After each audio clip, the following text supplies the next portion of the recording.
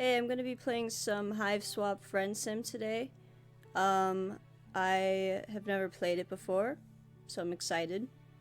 I actually just finished playing Hive Swap. I don't think that this is super related, but I believe that the trolls that we'll meet are in the same Alternian society that Hive Swap takes place in. As far as my other knowledge on Homestuck goes, I read all of Homestuck, I read the epilogues, 2 of the Pester quest routes have come out so far and I've played them both. I'm also not really a veteran when it comes to visual novels in general. I played Namco High, I don't know if that counts. I also played that Dream Daddy game that came out a while ago, but it was boring to me. I'm hoping that this won't be boring because it's Homestuck. I don't really know what to expect.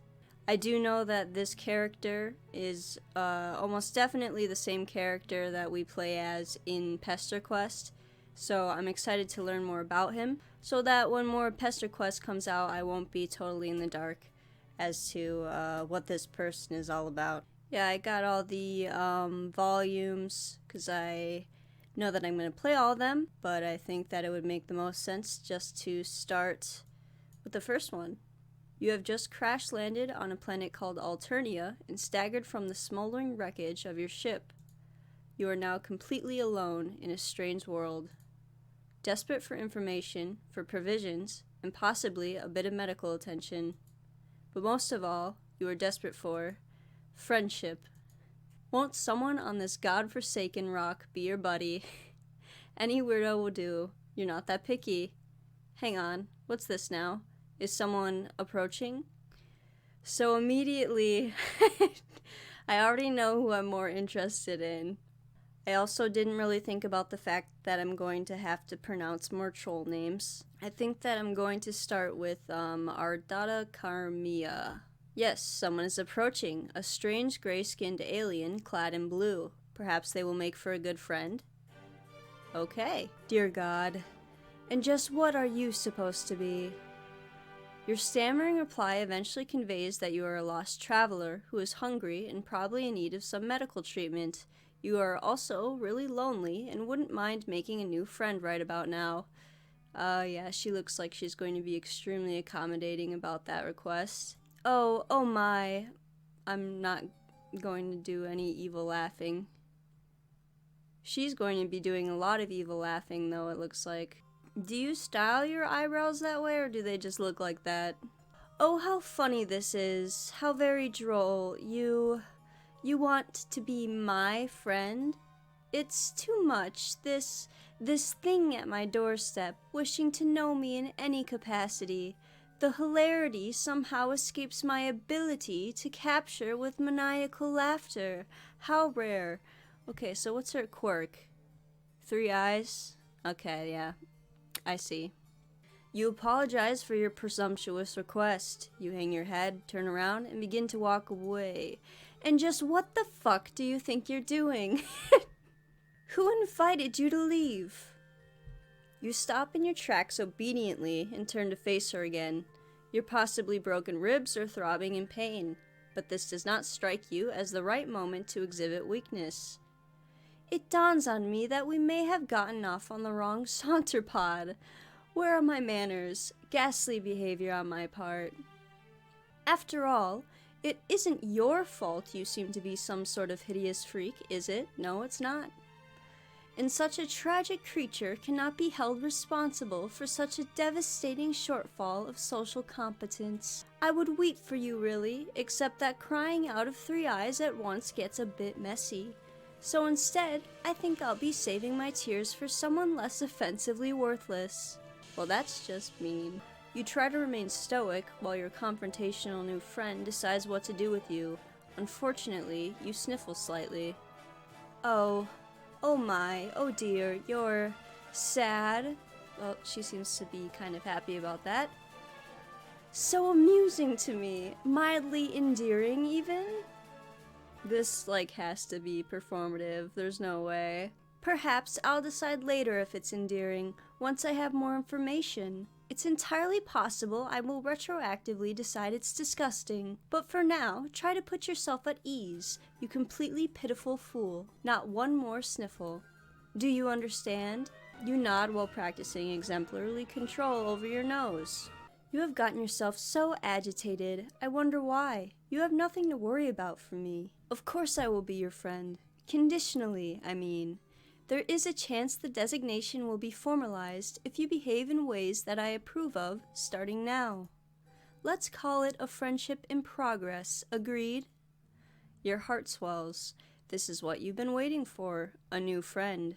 Oh gosh, all you have to do now is try not to fuck up anything at all, possibly for many hours. Come into my hive. This way, after me. You look like you could use some nourishment.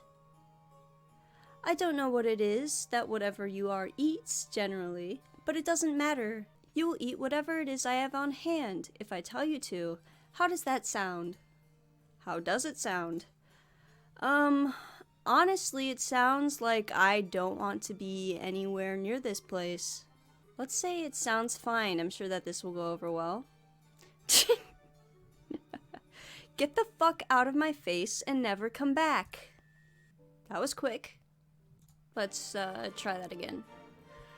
How does it sound? It sounds good. I'll do whatever you say. Obviously it sounds good. You will definitely enjoy it. You will enjoy everything I provide you with and tell you to do.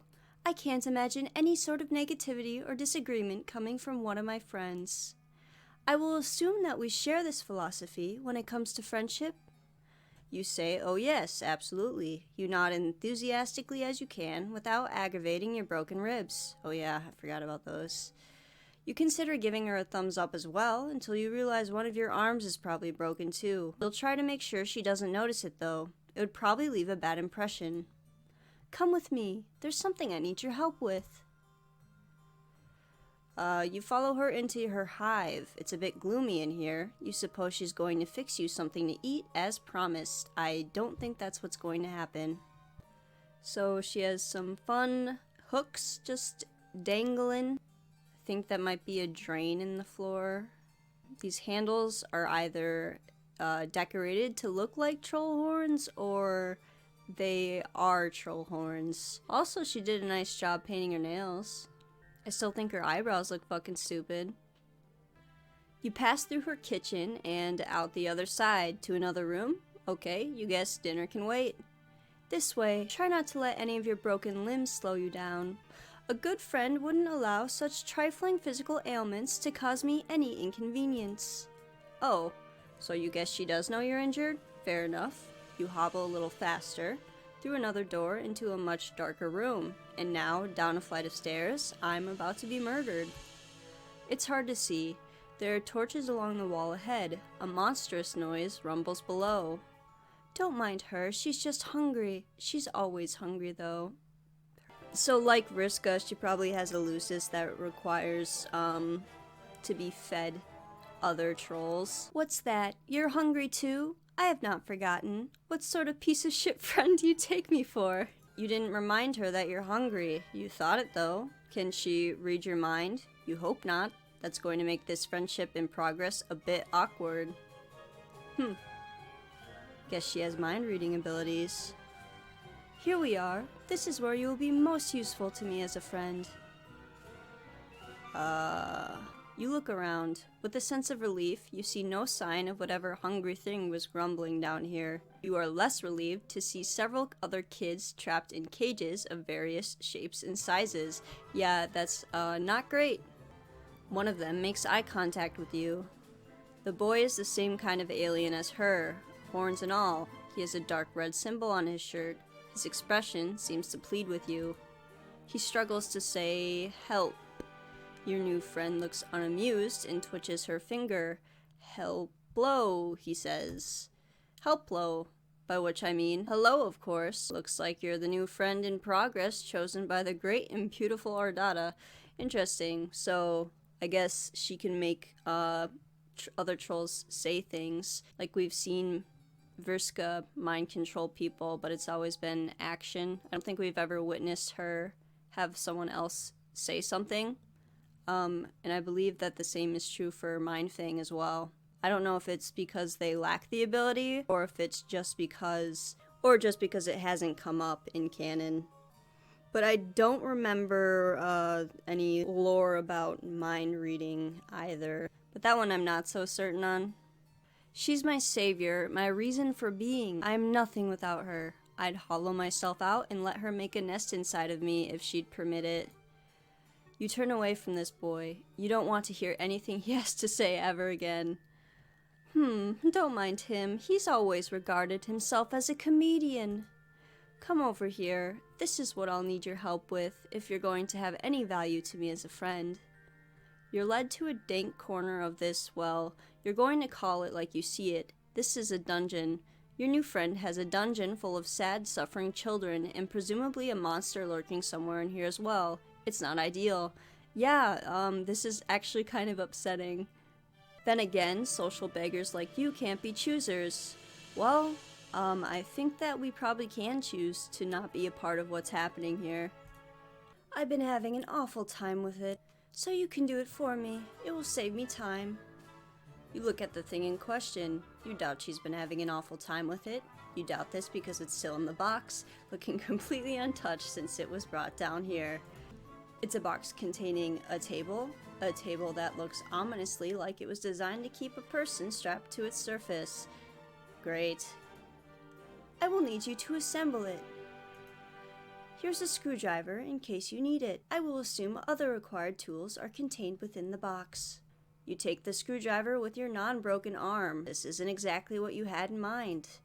You don't know what you had in mind, really. A warm meal and friendly banter? Perhaps a sling for your arm and a remedial balm for your ribs? Still, you open the box without protest. Why? Hold on, before you start, this will make for excellent content. My fans will appreciate this. She sets up a video recording device on a tripod and points it at you. A video feed comes to life on several monitors just behind you. You see in one corner of a screen an unflattering angle of your torso hunched over the furniture box. Other rectangles contain shots of the other kids in cages around the room. You suppose cameras are pointing at them too. You had no idea this friendship came with the perk of instant stardom. Now you may begin. Okay, so I guess she's like some kind of troll influencer. I mean, I guess it's like kind of messed up to force someone to assemble a table while they have a broken arm, but is that really exciting? I mean, like, yeah, it's cruel, so I guess it's a spectacle in that way, but I'm still just building furniture. Also, it looks like her Lucis is some kind of... It looks like a spider, I'm not sure though. It might just be some other kind of insect. Also, she really grew into those 3 eyes, because that does not look very good. Let's build this table, I guess. She's suddenly sitting in a comfortable-looking chair facing you and holding a chalice, swishing around some vicious liquid it contains. You have all the parts spread out on the floor, organized according to their labels in the instructions.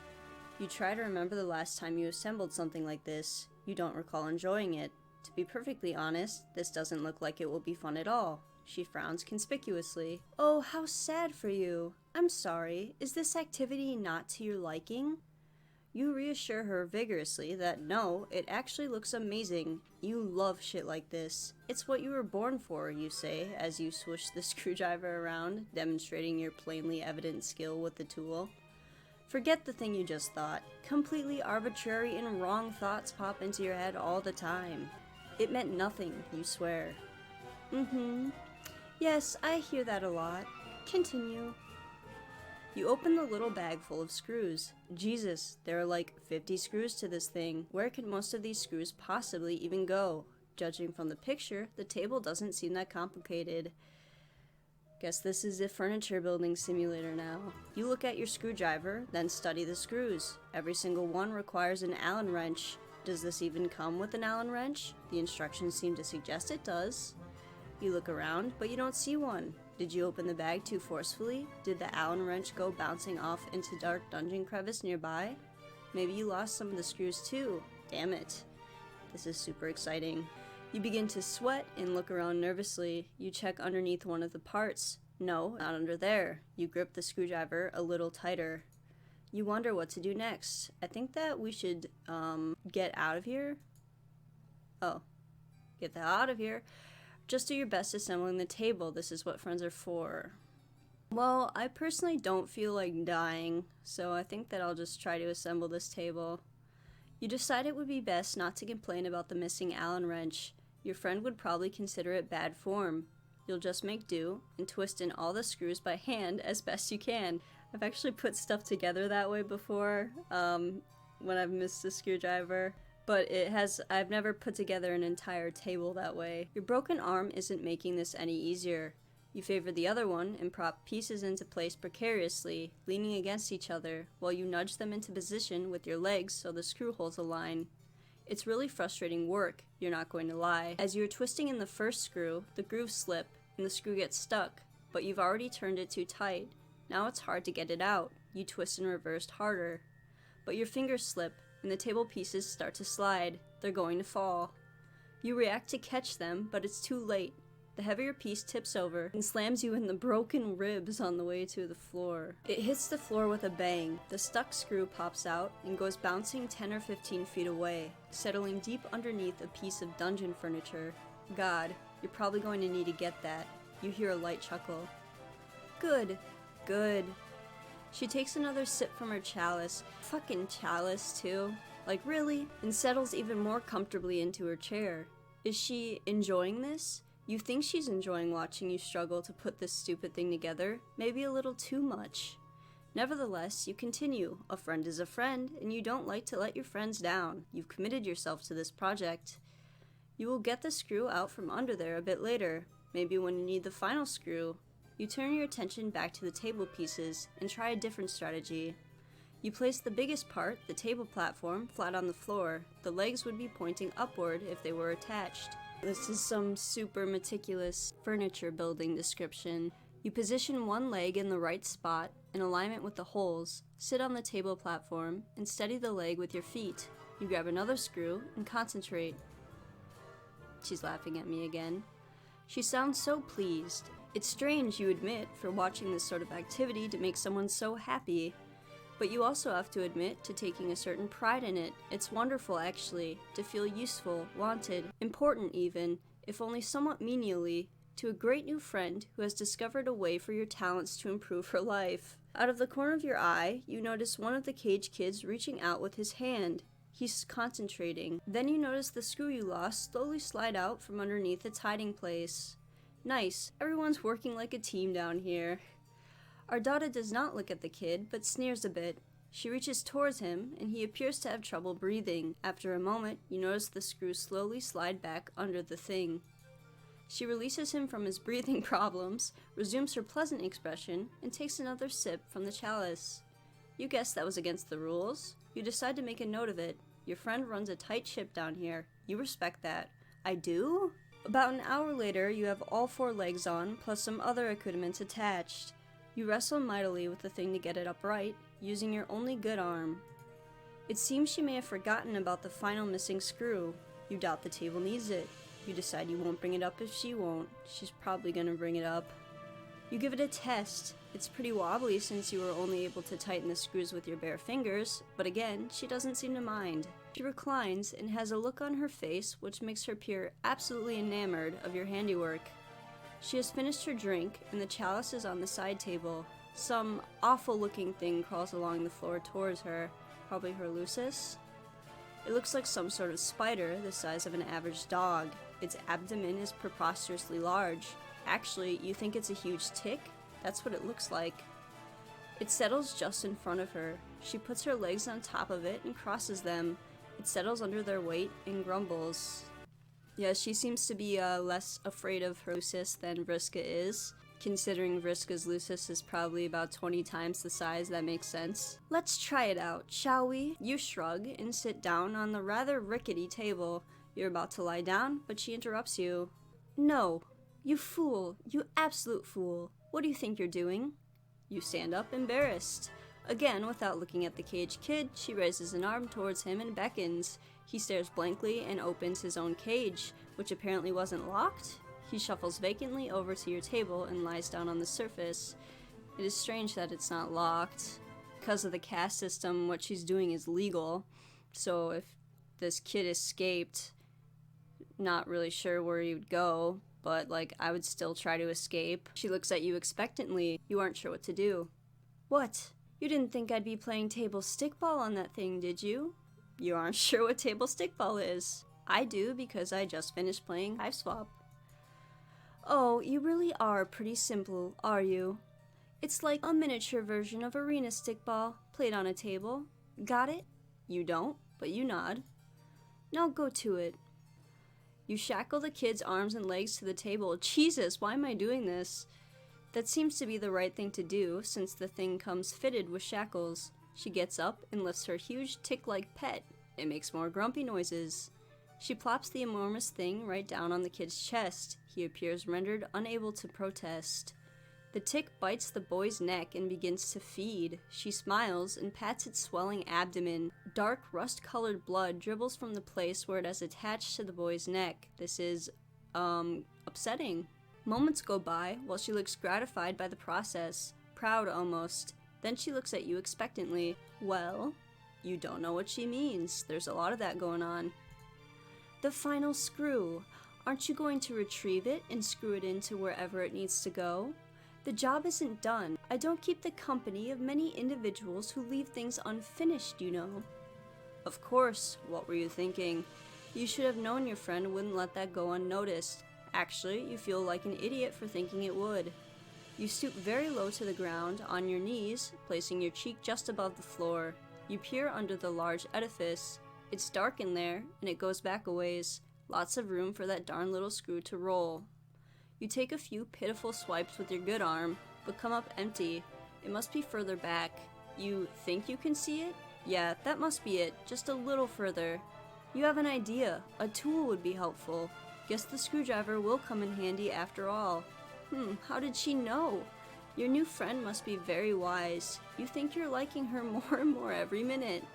You grab the screwdriver and feel around with it. Yes, you got it, you think. You carefully scrape it closer to yourself, then pick it up. You then go back to the table and find the one remaining hole you left unscrewed.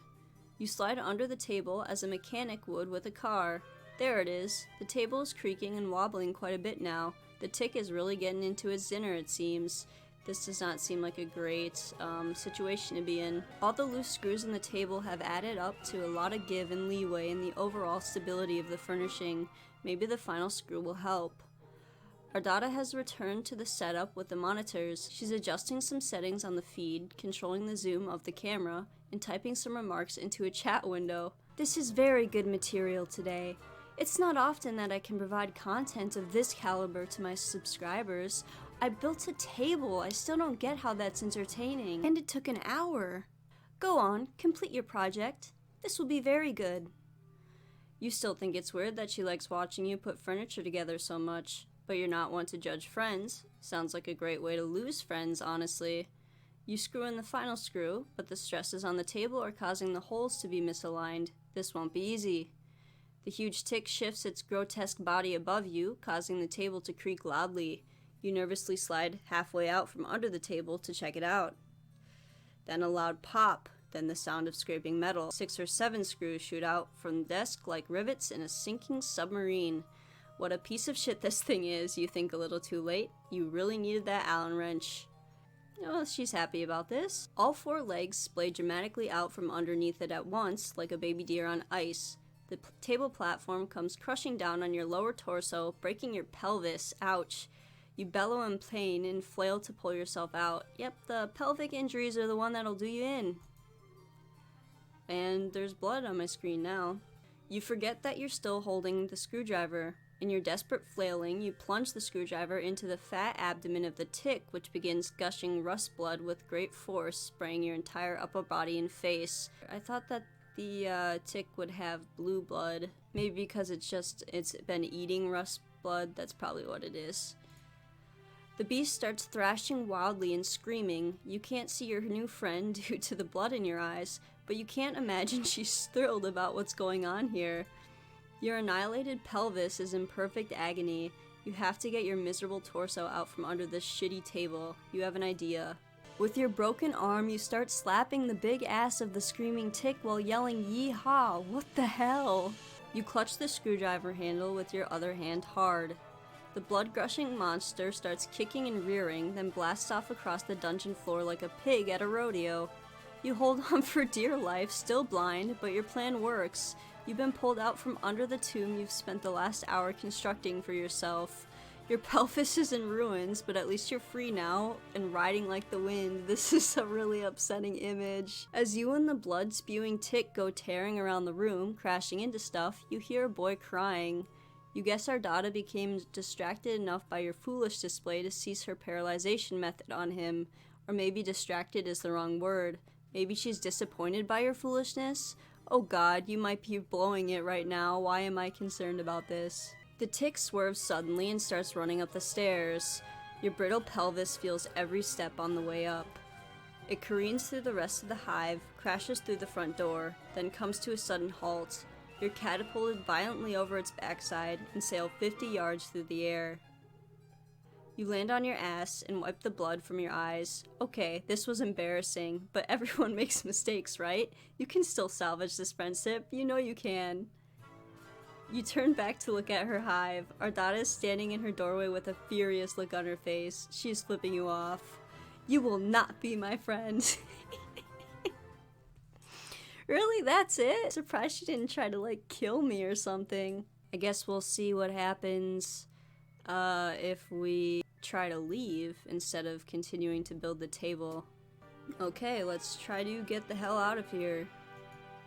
First, you clear your head and try to think innocent thoughts.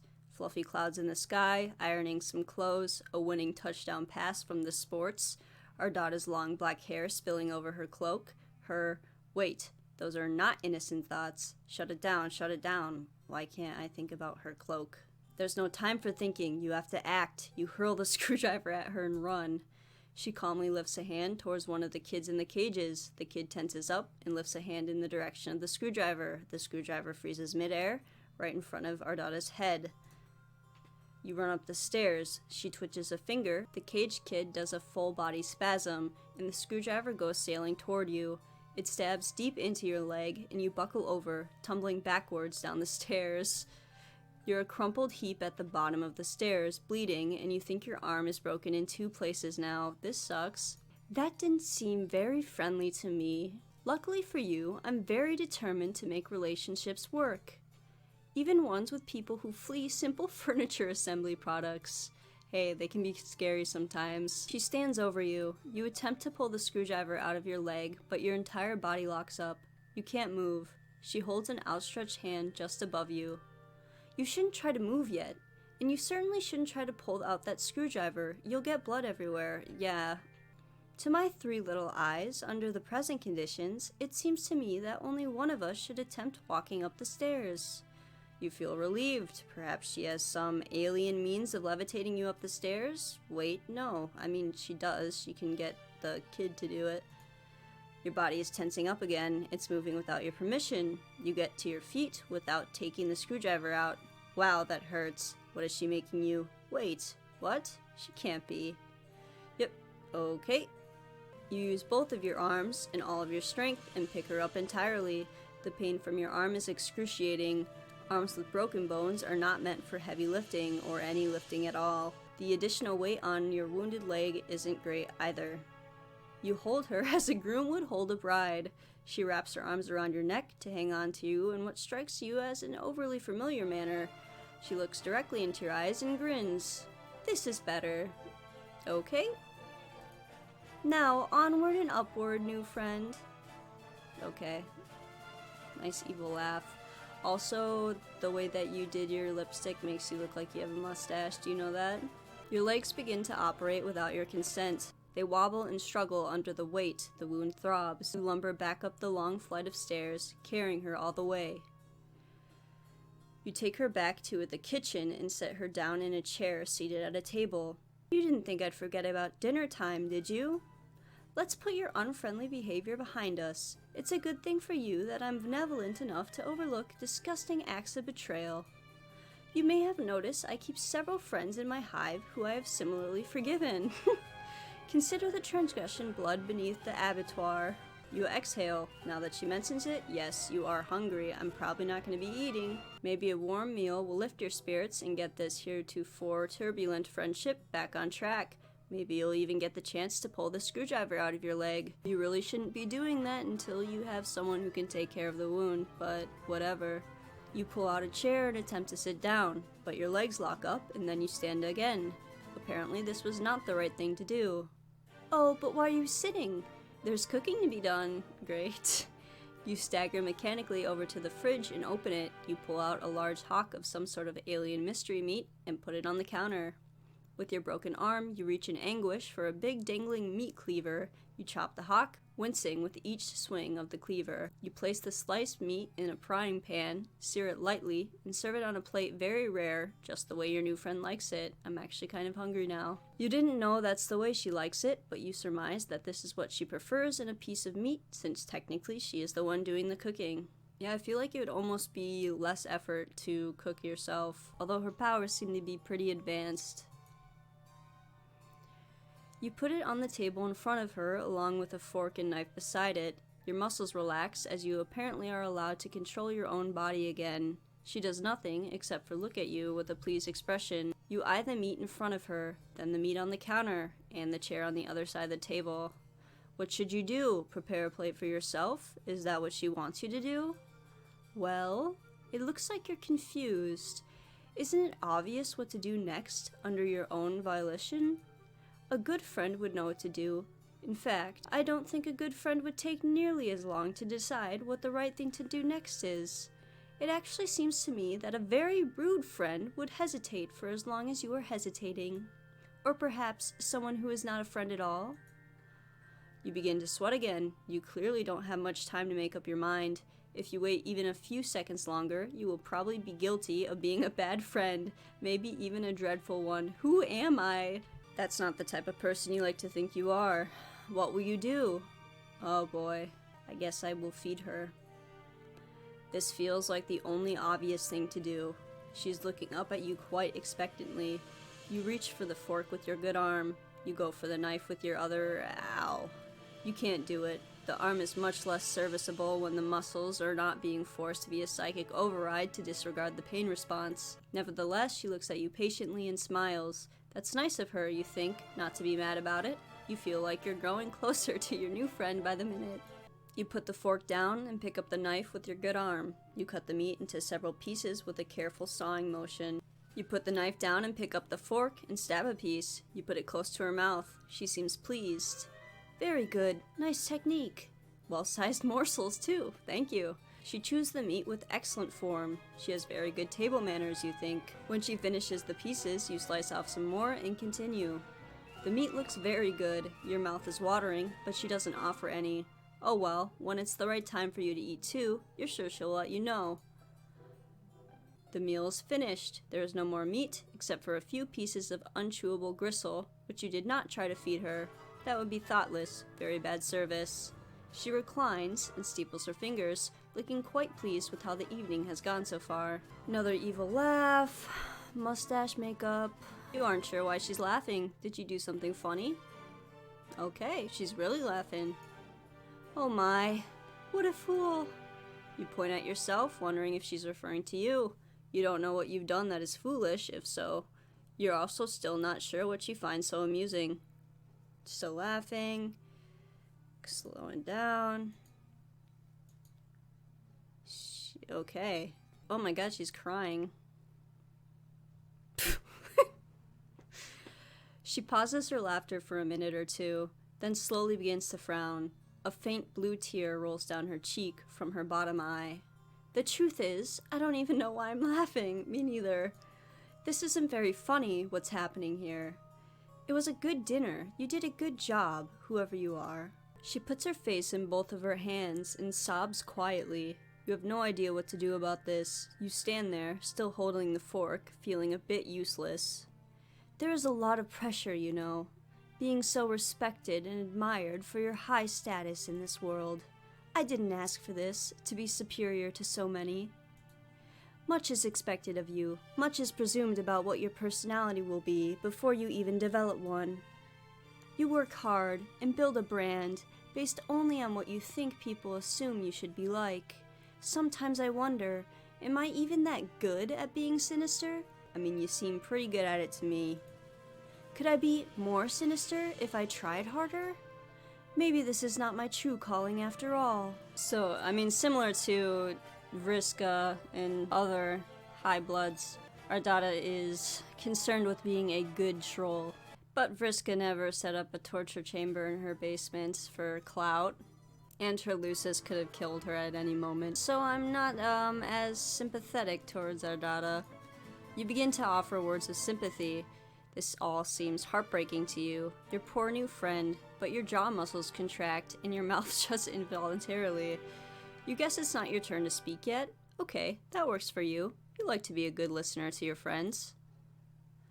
But what would happen if I changed my brand? If I stopped being so sinister online? My friends and followers will deride and reject me, and my superiors will eat me alive. If I show weakness, if I scale back on my bloodthirsty content, will I incur the scorn of a wise-ass clown with 100 million subscribers? Will I be in a cage someday, listening to a fucking fool honk his horn for likes? No, I must persist. How lonely it is to know that this is all I can do until the day I leave this planet. At least you get to leave this planet. I have no material or sensory comforts left for me here. Until I can get on a ship and fly away, pain is my only solace. Your hand holding the fork grips it tighter. You're horrified to realize what is in the process of doing. Oh, you bring it down hard on her hand, which is placed flat on the table. I don't like this. She doesn't flinch or react in any way. 3 trails of cerulean blood flow from the tines where they pierce her skin. That wasn't friendly, you think, but then you weren't the one who did it, were you? You're so confused. My subscribers are not my real friends. They adore me only for my sinister content, the show I provide, my wicked, infectious laughter. I get jealous of them sometimes because they get to watch my content. It must be thrilling, I think, but maybe I'm just jealous of them because they get to be the people who aren't me? This is fucking deep, I know. Apologies if you cannot relate. Even now, she's concerned about being relatable. Like, she pulls the fork out of her hand and lays it gently on the plate of gristle you didn't feed her. The people downstairs in their cages aren't my friends either, probably because you have them in cages. They act like they're my friends though, and sometimes I even believe it. But they don't really want to be friends with me. Nobody does. The only person who has ever really wanted to be my friend, who's ever tried to be, is you. You clear your throat and point to yourself innocently. That's it, I've decided. You have passed the test. You will become my friend officially. Well, yay. As such, I think a reward is in order. You're overjoyed. Your heart starts racing. You can't believe it. A new real friend. But you don't have much time to enjoy this achievement. Your body is doing something again. You bend down in a strained motion and pick up the plate and fork. You position the plate over your wide open mouth and scrape in all the remaining gristle and begin chewing. It's virtually inedible. Your mouth humors the act of chewing for 2 seconds, and then you swallow all of it whole in one painful gulp. Tastes like friendship.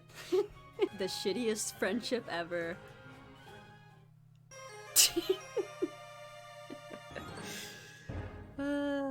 Well, that was just kind of upsetting. I am assuming that the next troll, the one holding the hot dog or bratwurst or whatever, it will be a more pleasant experience. But that was Ardata. All she really did was make me miss Vriska. Thanks for watching. Bye.